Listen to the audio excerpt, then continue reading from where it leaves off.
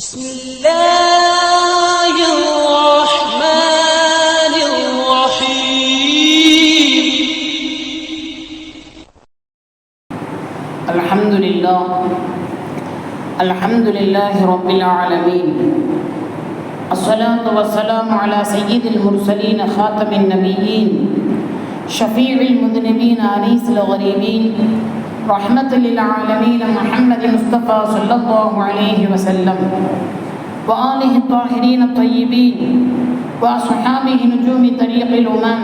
أما بعد، فقد قال الله تعالى في القرآن العظيم والفرقان المجيد بعد أعوذ بالله من الشيطان الرجيم بفضل بسم الله الرحمن الرحيم إني وجدت امرأة تملكهم صدق الله العلي العظيم.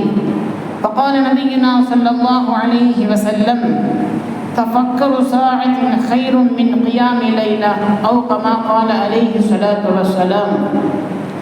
புகழனைத்தும் ஏன் அல்லாஹ்வுக்கே உரித்தாக.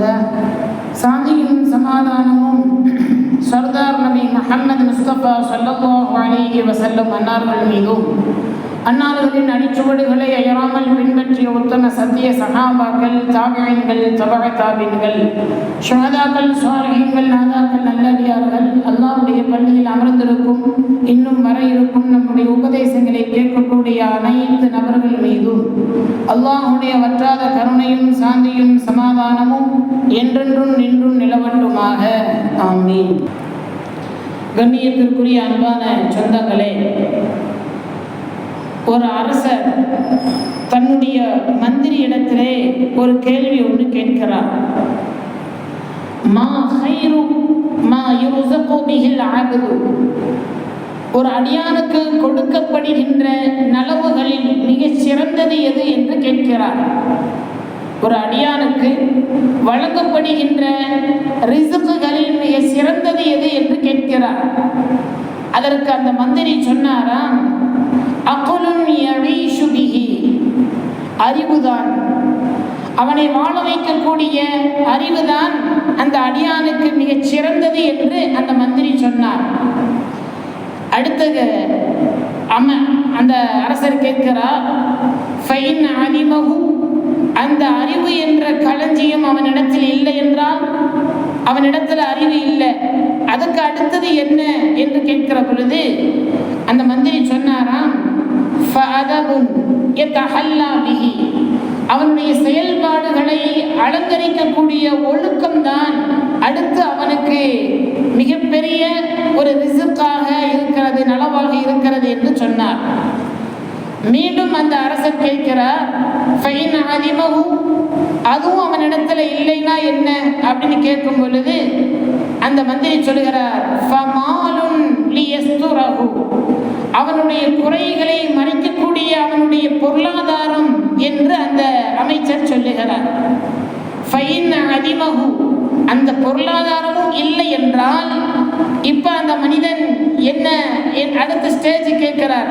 இப்பொழுது அந்த மனிதனுக்கு எது நலவு என்று கேட்கிற பொழுது அந்த அமைச்சர் சொன்னாராம், ஃபஸாயிகத்துன் துஹரிகுஹு, அவனை எரித்து விடக்கூடிய பேர் இடிதான் அவனுக்கு என்று அந்த அமைச்சர் சொன்னாராம். முதலில் ஒரு செய்தி இங்கே புரிய வேண்டும். ஒரு அரசர் தன்னுடைய மந்திரி இடத்திலே 3 கேள்வியை கேட்டிருக்கிறார். கேள்வி ஒன்றுதான், அதற்கு அடுத்தடுத்த ஆப்ஷனாக 3 விஷயத்தை வினா தொடுத்திருக்கிறார். முதல் கேள்வி, ஒரு மனிதனுக்கு சிறந்தது எது என்று கேட்கிற பொழுது அல் அகுலு, அறிவு என்று பதில் சொல்லியிருக்கிறார். இரண்டாவது, அறிவு இல்லைன்னா அடுத்து என்னன்னு கேட்கிற பொழுது அல் அதபு, ஒழுக்கம் சிறந்தது என்று பதில் சொல்லியிருக்கிறார். மூன்றாவது, ஒழுக்கம் அவனிடத்தில் இல்லை என்றால் அல் மாது, பொருளாதாரம் என்று மூன்றாவது பதிலாக சொல்லியிருக்கிறார். அதுவும் இல்லை என்றால் அவனுக்கு பேர் அழிவே சிறந்தது என்று அந்த அமைச்சர் பதில் சொல்லியிருக்கிறார். இந்த 3 செய்தியை தான் இப்பொழுது பார்க்க வேண்டும். முதலில் மனிதனுக்கு மிக சிறந்தது எது? அல் அகுலு, அறிவுதான் சிறந்தது. அறிவு இல்லை என்றால் மனிதன் மனிதனாக இருக்க மாட்டான். சாதாரண ஒரு நடைமுறை பேச்சுக்கு சொல்லுவாங்க, மதத்திற்கு அப்பாற்பட்டதுதான் அறிவு என்று சொல்லுவார்கள். மற்ற மதத்தில் அது எப்படியோ என்று தெரியவில்லை. ஆனால் இஸ்லாத்தில் அப்படி இல்லை. இஸ்லாத்தில் என்பது அறிவுக்கு மிக முக்கியத்துவம் உண்டு. இஸ்லாம் என்றாலே அறிவுதான். எல்லா இடத்திலையும் அறிவை சார்ந்து இஸ்லாம் சொல்லும். சில இடங்களில் அறிவு கூட திகைத்து போய் நிற்கும். அப்பேற்பட்ட மிகப்பெரிய ஒரு விஷயம், அறிவுக்கு முக்கியத்துவம் கொடுக்கிறது நம்முடைய மார்க்கம். ஸல்லல்லாஹு அலைஹி வஸல்லம் அன்னார்கள் சொல்லுவார்கள், தஃபக்குரு ஸாஅத்தின், கொஞ்ச வினாடி பொழுதில் ஒரு மனிதன் சிந்தனை செய்வது என்பது கைரும் மின் கியாமி லைலா, இரவு முழுக்க நின்று வணங்குவதை விட சிறந்தது என்கிறார்கள் பெருமானார் ஸல்லல்லாஹு அலைஹி வஸல்லம் அன்னார்கள். ஒரு மனிதன் இஷா தொழுகையை முடித்துவிட்டு அவன் விடிய விடிய நின்று தொழுகிறான். எதுவரைக்கும்? ஃபஜ்ர் வரைக்கும் தொழுகிறான். இரவில் கண் விழித்து இபாதத்து செய்வதை விட ஒரு வினாடி பொழுதில் சிந்திப்பது என்பது மிக சிறந்தது இபாதத்து என்கிறார்கள் பெருமானார் ஸல்லல்லாஹு அலைஹி வஸல்லம். அப்ப சில நேரத்தில் இபாதத்தை விட அறிவுக்கு முக்கியத்துவம் கொடுக்கிறது நம்முடைய மார்க்கம். அல்லாமா அஹ்மது பின் ஹம்பல் ரஹ்மத்துல்லாஹி அலைஹி, நம்முடைய 4 இமாம்கள்ல ஒரு இமாம் அஹ்மது பின் ஹம்பல் ரஹ்மத்துல்லாஹி அலைஹி அன்னார்கள் விருந்தாளியாக தன்னுடைய ஆசிரியர் இமாம் ஷாஃபிஈ ரஹ்மத்துல்லாஹி அலைஹி அவர்களிடத்தில் விருந்தாளியாக போறாங்க. போன உடனே ஷாஃபிஈ ரஹ்மத்துல்லாஹி அலைஹி இரவு நேரத்தில் நல்ல விருந்தோம்பல் செய்கிறார்கள். நல்ல வயிறார சாப்பிட்றாங்க. சாப்பிட்டு படுக்கைக்கு போயிட்டாங்க. அன்றைய காலகட்டத்தில் யாராக இருந்தாலும் இரவு வணக்கம் என்பது மிகப்பெரிய ஒரு அமலாக கருதப்பட்டது. இரவுல ஒருத்தர் முழிச்சு வணங்கலை அப்படின்னா அவர் ஒரு பெரிய ஆளே யாரும் பார்க்க மாட்டாங்க, கண்ணிய குறைவாக பார்க்கப்படும். அப்படி இருக்கிற சமயத்தில் எப்பொழுதும் இரவு இபாதத்தில் ஈடுபட்டிருக்கிற அல்லாமா அஹ்மது பின் ஹம்பல் ரஹ்மத்துல்லாஹி அலைஹி அவர்கள் அன்றைய நாளில் வயிறார சாப்பிட்டு படுக்கிட்டு போயிட்டாங்க. நல்லா தூங்கி எந்திரிக்கிறாங்க. இபாதத்து செய்யலை இரவு நேரத்தில். அதிகாலையில் ஆகிவிட்டது. ஃபஜ்ர்லாம் முடிஞ்ச உடனே இமாம் ஷாஃபி ரஹ்மத்துல்லாஹி அலைஹிக்கு மனசு ஒவ்வொலை, எப்படியாவது கேட்டுடலாம் அப்படின்னு கேட்குறாங்க. இமாம் அவர்களே, ஏன் நீங்கள் இரவு ஃபுல்லாக தூங்கிட்டீங்க, இபாதத்து செய்யலையே என்று கேட்கும் பொழுது அவர் சொன்ன இந்த வார்த்தையை தான் இங்கே பதிவு செய்யப்பட வேண்டும். ஒரு ஹதீஸ், நான் சாப்பிட்டு படுக்கைக்கு போய்விட்டேன். ஒரு ஹதீஸ் என்னுடைய சிந்தனைக்கு வந்தது. என்ன ஹதீஸ்? ஒரு சஹாபி, செல்லமாக ரசூலுல்லாஹ் அவருக்கு பெயர் வைத்திருக்கிறாங்க, அபு உமைர் என்ற ஒரு சஹாபி. அந்த சஹாபியை பார்த்து ரசூலுல்லாஹ் கேட்கிறாங்க, மாலி அரா அபா உமைர் ஹசீனா, அபு உமைரே, உங்களை கவலையாக நான் பார்க்கிறேனே, என்ன காரணம் என்று கேட்கிறாங்க. கேட்கும்போது அந்த சஹாபி பதில் சொல்லுகிறாங்க, யா ரசூலுல்லாஹ், நான் சிட்டுக்குருவி வளர்த்து வந்தேன். அந்த சிட்டுக்குருவி இறந்து போய்விட்டது. அதனால் எனக்கு கவலையாக இருக்கிறேன் என்று இந்த ஹதீஸ். அப்ப ரசூலுல்லாஹ் ஆறுதல் வார்த்தையை சொல்லுவார்கள். இந்த ஹதீஸை மையமாக வைத்து நேற்றைய இரவு நான் இபாதத்தை செய்வதற்கு பகரமாக இந்த ஹதீஸை நான் என்னுடைய சிந்தனைக்கு ஆய்வு செய்து கொண்டே இருந்தேன். கிட்டத்தட்ட 70 மசாலாக்களை இந்த ஹதீஸிலிருந்து நான் எடுத்தேன் என்றார்கள் அல்லாமா அஹ்மது பின் ஹம்பல் ரஹ்மத்துல்லாஹி அலைஹி. ரசூலுல்லாஹ் சொன்ன இந்த வார்த்தை தான், அபா உமைராவே, உங்களை நான் கவலையாக பார்க்கிறேனே, என்ன காரணம் என்று கேட்டார்கள். வார்த்தை இவ்வளவுதான். இந்த வார்த்தைக்குள் 70 மசாலாக்களை நான் எடுத்திருக்கிறேன். ஸல்லல்லாஹு அலைஹி வஸல்லம் அன்னார்கள் புனை பெயர், ஒருவருக்கு அசல் பெயரை விட்டு அவருக்கு செல்ல பெயராக ஒரு புனை பெயரை ரசூலுல்லாஹ் சூட்டியிருக்கிறார்கள். இஸ்லாத்தில் மார்க்கத்தில் ஒருவருக்கு துணை பெயர், அதாவது புனை பெயர் சொல்லப்படும். அதே சமயத்தில் துக்கத்தை ரசூலுல்லாஹ் விசாரித்திருக்கிறார்கள். மார்க்கத்தில் துக்கம் விசாரிப்பது என்பது சுன்னத்து. ஸல்லல்லாஹு அலைஹி வஸல்லம் அபு உமைரா என்று அவர்கள் பறவையை ஒட்டி பெயர் வைத்திருக்கிறார்கள். எனவே இஸ்லாத்தில் வீடுகளில் பறவையை துன்புறுத்தாமல் வளர்த்துவது கூடும் என்ற இப்படியே தொடர்ந்து 70 மசாலாக்களை இரவு முழுக்க நான் ஆய்வு செய்திருக்கிறேன் என்றார்கள் அல்லாமா அஹ்மது பின் ஹம்பல் ரஹ்மத்துல்லாஹி அலைஹி. கொஞ்சம் புரிய வேண்டும். நாம் சாதாரணமாக ஒரு ஹதீஸை படித்துவிட்டு ஈஸியாக கடந்து விடுகிறோம். ஆனால் ரசூலுல்லாஹ் சொன்ன வார்த்தைகள் எவ்வளவு உள்ளார்ந்த அர்த்தங்கள், இஸ்லாத்தில் சொல்லப்பட்ட எவ்வளவு மசாலாக்கள் இருக்கிறது என்பதை இங்கே புரிய வேண்டும். குர்ஆன்ல அல்லாஹ் சொல்லுகிறான், ஹஜ்ரத் ஆதம் அலைஹிஸ்ஸலாம் மன்னர்களை படைத்து வஅல்லம ஆதமல் அஸ்மாஅ குல்லஹா, ஆதம் அலைஹிஸ்ஸலாம் மன்னர்களுக்கு எல்லா விதமான பெயர்களை நாம் கற்றுக் கொடுத்தோம் என்கிறான் இறைவன். இதுல தஃப்சீர்கள்ல அல்லாமா ராஸி ரஹ்மத்துல்லாஹி அலைஹி, அல்லாமா ஸமக்ஷரி ரஹ்மத்துல்லாஹி அலைஹி போன்றவர்கள் சொல்லி காண்பிக்கிறார்கள், உலகத்தில் இருக்கக்கூடிய எண்ணற்ற பொருட்கள், எவ்வளவோ எத்தனை பொருட்கள் இருக்கிறதோ எல்லா பொருட்களுடைய பெயர்களும் ஹஜ்ரத் ஆதம் அலைஹிஸ்ஸலாம் அன்னார்களுக்கு தெரியும். இன்னைக்கு அப்டேட்டாக இருக்கிற சில கம்ப்யூட்டர் வந்திருக்குது, லேப்டாப் வந்திருக்குது, செல்போன் இருக்குது. இதெல்லாம் ஒரு 20-30 வருஷத்துக்கு முன்னாடி இருந்ததானா? இல்லை. ஏன்னா இதற்கு பிறகும் இன்னும் ஒரு 50 ஆண்டுகளுக்கு பிறகு எண்ணற்ற பொருட்கள் வர இருக்கிறதோ அதுக்கு இனிமேல் தான் பெயர் வைப்பார்கள். ஆனால் ஹஜ்ரத் ஆதம் அலைஹிஸ்ஸலாத்துக்கு சொல்லி காட்டுகிறார்கள், கியாமத் நாள் வரைக்கும் வரக்கூடிய அனைத்து பொருட்களுடைய பெயர்களும் அதன் பொருட்களுடைய பயன்பாட்டினுடைய தேவைகளையும் ஹஜ்ரத் ஆதம் அலைஹிஸ்ஸலாம் அன்னார்கள் அறிந்திருக்கிறார்கள். அதையும் தாண்டி விஞ்ஞானத்தை குறித்துண்டான கல்வியும் ஹஜ்ரத் ஆதம் அலைஹிஸ்ஸலாம் அன்னார்களுக்கு அல்லாஹ் தஆலா அறிவித்தான் என்ற இந்த ஆயத்தினுடைய தஃப்சீர்களை பார்க்க முடியும். கொஞ்சம் சுருக்கமாக பார்த்தால், உலகத்திற்கு இன்னும் வரவில்லை ஹஜ்ரத் ஆதம் அலைஹிஸ்ஸலாம், உலகத்திற்கு வரவில்லை. அல்லாஹ் தஆலா படைக்கப்பட்டு சுவனத்தில் வைத்திருக்கிறான். சுவனத்தில் இந்த செய்தி நடக்கிறது. எல்லா விதமான பெயர்களையும் ஹஜ்ரத் ஆதம் அலைஹிஸ்ஸலாத்திற்கு அல்லாஹ் கற்றுக் கொடுத்தான் என்று உலகத்திற்கு வருவதற்கு முன்னதாகவே அதை குறித்து உண்டான அறிவையும் தெளிவையும் அதனுடைய ஞானத்தையும் அல்லாஹ் தஆலா கொடுத்திருக்கிறான் என்றால் இதுதான் மனிதன் இங்கிருந்தான் படிப்பினை பெற வேண்டும். நம்முடைய எதிர்காலத்தை குறித்து திட்டமிடுதல், நம்முடைய எதிர்காலத்தினுடைய வாழ்க்கையை குறித்து இங்கே நாம் தீர்மானிக்க வேண்டும், சிந்திக்க வேண்டும், அதற்குண்டான செயலாற்ற வேண்டும் என்று குர்ஆனிலே அல்லாஹ் நமக்கு தெளிவாக சொல்லி காட்டுகிறான். அறிவியலுடைய வளர்ச்சி, இன்னைக்கு எவ்வளவோ கண்டுபிடிப்புகள்லாம் இருக்கிறது. ஒரு சஹாபி கேட்கிறார், 1400 ஆண்டுகளுக்கு முன்னதாகவே நடந்த நிகழ்வு. ஒரு சஹாபி கேட்கிறார், யா ரசூலல்லாஹ், சூரியன் இருக்கிறது, சந்திரன் இருக்கிறது, நட்சத்திரங்கள், பல கோள்கள்லாம் இருக்கிறது. ஒருவேளை இந்த கோள்கள் எல்லாம் இறைவனுக்கு கட்டுப்படாமல் போய்விட்டால் என்ன நடக்கும் என்று கேட்கிறார்கள். சஹாபியினுடைய அந்த விஞ்ஞானத்தினுடைய அறிவு பாருங்கள். கேட்கிறார்கள், யா ரசூலல்லாஹ், சூரியன் இருக்கிறது, சந்திரன் இருக்கிறது, பல கோள்கள் இருக்கிறது, ஒருவேளை இவைகள் எல்லாம் அல்லாஹ்விற்கு கட்டுப்படவில்லை என்றால் என்ன நடக்கும் என்று கேட்கிற பொழுது பெருமானார் ஸல்லல்லாஹு அலைஹி வஸல்லம் பதில் கொடுத்தார்கள், ஒரு பெரிய மிருகத்தை அல்லாஹ் வைத்திருக்கிறான், அந்த மிருகம் அந்த கோள்களை விழுங்கிவிடும் என்கிறார்கள் பெருமானார் ஸல்லல்லாஹு அலைஹி வஸல்லம். இந்த ஹதீஸை அல்லாமா நவவி ரஹ்மத்துல்லாஹி அலைஹி அவர்கள் தங்களுடைய கிதாபிலே பதிவு செய்கிறார்கள். ஒரு பெரிய மிருகம் இருக்கிறது, அந்த மிருகம் இந்த கோள்களை விழுங்கிவிடும் என்கிறார்கள். இன்னைக்கு கண்டுபிடிக்கல சொல்றாங்க என்னன்னா, அந்த சூரியன், சந்திரன், பல கோள்கள், நட்சத்திரங்கள் எல்லாம் தன்னுடைய அந்த சுற்றுப்பாதையில் அந்த வட்டப்பகுதிக்குள்ளே சுற்றி கொண்டிருக்கும். சில நேரத்தில் அது தவறி போய்விட்டால் பிளாக் ஹோல் என்று சொல்லப்படக்கூடிய அந்த பகுதிக்கு அது உள்ளே சென்று விடும் என்கிறார்கள். இங்கேதான் பெருமானார் சொன்னார்கள், அந்த பிளாக் ஹோல் என்பதுதான் மிருகத்தினுடைய வாய்.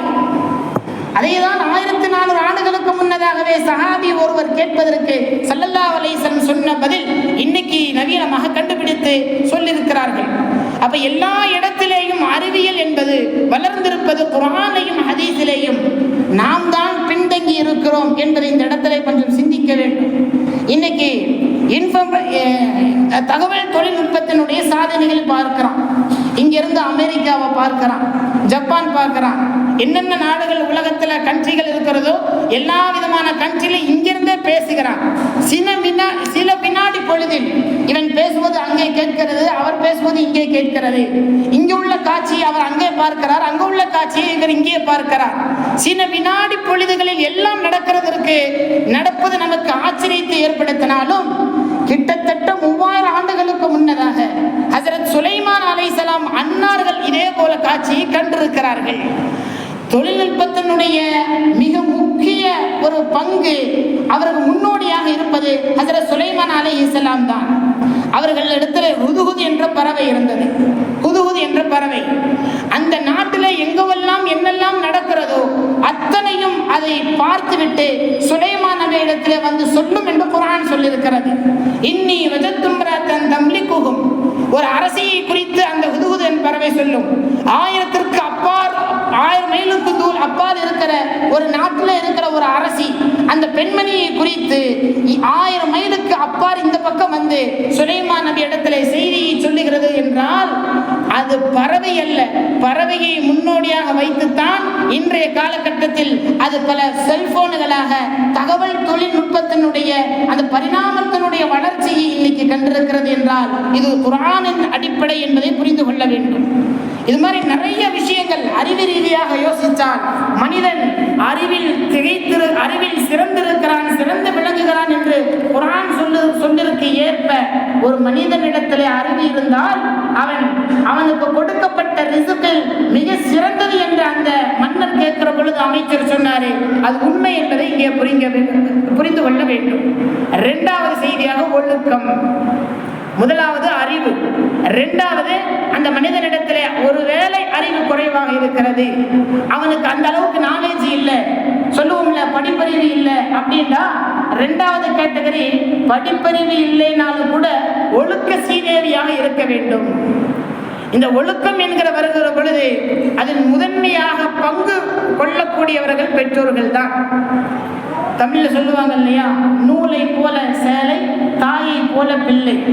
பொண்ணு எடுக்கிறதா இருந்தாலும் பொண்ணு கொடுக்கிறதா இருந்தாலும் நடைமுறையில் எதை பார்க்கிறோம்?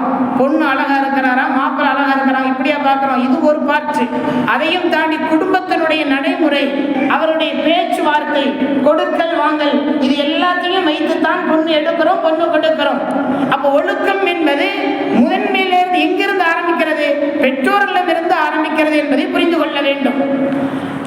புகை பழக்கத்திற்கு அடிமையாக இருக்கிற தகப்பன், குடிப்பழக்கத்திற்கு அடிமையாக இருக்கிற தகப்பன், அதே போல கெட்ட வார்த்தைகள் பேசுவது அல்லது செயல்பாடுகளிலே கொண்டு வருவது, இது போல உள்ள ஒரு தகப்பன் தன்னுடைய பிள்ளை நல்ல சிறந்து வழங்க வேண்டும் என்று எப்படி எதிர்பார்க்க முடியும்? எப்படி முடியும்? லாஜிக் இல்லை. ஒரு மனிதன் எப்படி இருக்கிறானோ அப்படித்தான் அவனிடமிருந்து உருவாக வேண்டும். தனக்கு ஒரு பிள்ளை நல்ல மகனாக வர வேண்டும் என்றால் முதல் படி நாம் சரியாக இருக்க வேண்டும். ஒவ்வொரு பிள்ளைகளும் ரோல் மாடல் எடுப்பது தன்னுடைய தந்தையும் தாயும் தான் என்பதை புரிந்து கொள்ள வேண்டும்.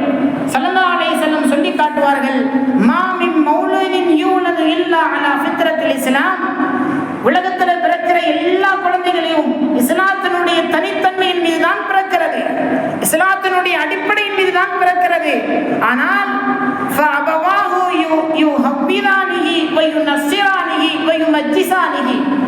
அந்த குழந்தைகளை யூதர்களாக, கிறிஸ்துவர்களாக, மஜூசிகளாக மாற்றுவது பெற்றோர்களுடைய கையில் இருக்கிறது என்கிறார்கள் பெருமானார் ஸல்லல்லாஹு அலைஹி வஸல்லம்.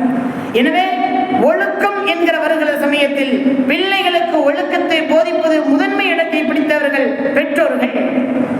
ஸல்லல்லாஹு அலைஹி வஸல்லம் நம்முடைய இந்த மார்க்கத்தில் ஒழுக்கம் சொல்லிக் கொடுக்கிற மாதிரி வேறு எந்த மதத்திலையும் பார்க்க முடியாது. எல்லா இடத்திலையும் ஒழுக்கத்தை பெருமானார் சொல்லிக் கொடுத்திருக்கிறார். நடையில ஒழுக்கம், பேச்சில் ஒழுக்கம், சிரிப்பில் ஒழுக்கம், பார்வையில் ஒழுக்கம், நாம் மலஞ்சலம் கழிப்பதிலேயும் ஒழுக்கம், தூங்குவதில் ஒழுக்கம், பெரியவர்களிடத்தில் பேசுவது அதிலேயும் ஒழுக்கம். இன்னைக்கு ஒரு பிள்ளை இடத்துல ஒரு 3 நிமிஷத்துக்கு மேல் நம்மளால பேச முடியல. அவ்வளவு ஹராபியா கெட்ட வார்த்தைகளாக அவன் பேசுகிறான். பெரியவர்களிடத்துல எப்படி பேசணும்னு தெரியல, சின்னவர்களிடத்துல எப்படி நடந்து கொள்ள வேண்டும் என்றும் தெரியவில்லை. ஒழுக்க கெட்ட சமூகமாக மாறிக்கொண்டிருக்கிறது என்பதை இந்த இடத்துல புரிந்து கொள்ள வேண்டும். அப்போ மனிதனுக்கு மிக முக்கியமானது முதலில் அறிவு. ஒருவேளை அறிவு குறைவாக இருக்கும் பட்சத்தில் ஒழுக்கம் அதை மேன்மைப்படுத்தும். இரண்டாவது கேட்டகரி ஒழுக்கம். மூன்றாவது அல் மால் என்றார் அந்த அரசருடைய மந்திரி. பொருளாதாரம் இருக்க வேண்டும். பொருளாதாரம் இருக்குமேயானால் ஓரளவு அறிவு இல்லாத விஷயத்தில் இது கொஞ்சம் ஈடுகட்டும். ஒழுக்கம் இல்லைன்னா இதாவது ஓரளவுக்கு சமாளிக்கும். பொருளாதாரமும் இல்லை என்றால் இஸ்லாத்துல மிக முக்கியமான அமல்களில் பொருளாதாரத்தை வைத்துத்தான் சில அமல்கள் செய்யப்படுகிறது. ஜகாத், பொருளாதாரத்தை வைத்துத்தான் ஜகாத் வழங்கப்படுகிறது. ஹஜ் செய்தல், அதுவும் பொருளாதாரத்தை வைத்துத்தான். திருமணம் செய்தல், மனைவிக்கு மகர் கொடுப்பது பொருளாதாரத்தை வைத்துத்தான்.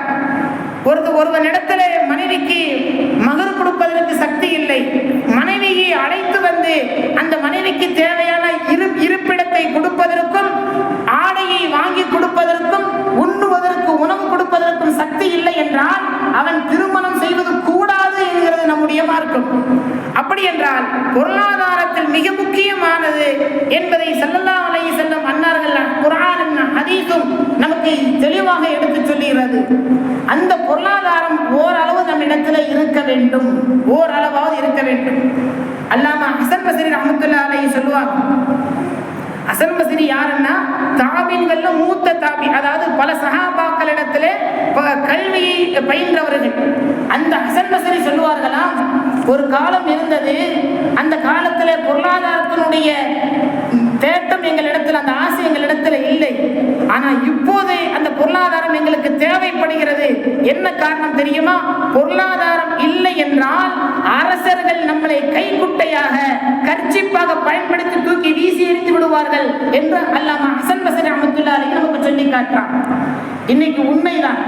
இதே பொருளாதாரத்தை வைத்துத்தான் ஆட்சி மாற்றத்தையே ஏற்படுத்த முடிகிறது. ஆட்சி மாற்றத்தையும் ஆட்சியை தக்க வைப்பதையும் இந்த பொருளாதாரத்தை முன்வைத்துத்தான் பல இடங்களில் நடந்து கொண்டிருக்கிறது. இஸ்லாத்தை காப்பதற்கு பொருளாதாரம் மிக முக்கியமான ஒரு பங்கு. எனவே மனிதனுடைய வாழ்வாதாரத்திற்கு மிக முக்கியமானது இந்த மூன்றும் தேவை. அறிவு என்பது வேணும், ஒழுக்கம் என்பது வேணும், குறைந்தபட்சம் பொருளாதாரம் வேண்டும். இந்த மூணும் இருந்தால் மனிதன் வாழ்வியல் சிறந்து விளங்குகிறான். ஒருவேளை மூன்றில் ஒன்றாவது இருக்க வேண்டும், மூன்றில் ஒன்றாவது இருக்க வேண்டும். அல்லாஹ் பாதுகாக்க வேண்டும். மூன்றில் மூன்றுமே இல்லை என்றால், மூன்றில் மூன்றுமே இல்லை என்றால் அந்த அமைச்சர் சொல்லுகிறார், அவனை எரிக்கக்கூடிய இடி அவனை நாசமாக்கட்டும். அப்படின்னா என்ன அர்த்தம் தெரியுங்களா? அவன் பூமிக்கு மேல் வாழ்வதை விட செத்து மண்ணாக போவது சிறந்தது என்கிறார் அந்த அமைச்சர். இந்த கேட்டகரியில் நாம் வாழ்வதற்கு முயற்சிக்க வேண்டும். எல்லாம் வல்ல அல்லாஹ் இந்த மூணு விதமான தன்மைகளை சிறந்து வழங்கக்கூடிய சமுதாயமாக நம்முடைய சமுதாயத்தை அல்லாஹ் மேம்படுத்துவானாக என்று சொல்லி நிறைவு செய்கிறோம்.